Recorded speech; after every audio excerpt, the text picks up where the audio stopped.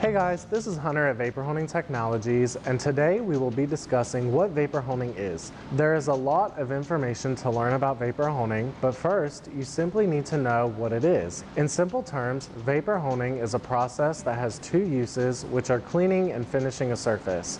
If this sounds familiar, you may have heard one of the other terms such as vapor blasting, aqua blasting, wet blasting, slurry blasting, or dustless blasting, because the words are used loosely in the industry. As you can see in all of the terms, vapor honing is the wet version of dry blasting. This technology involves the blasting of abrasive material mixed with pressurized water to create a slurry. The slurry is pressurized by compressed air before you hit the surface you're treating with the pressurized water and abrasive material mix.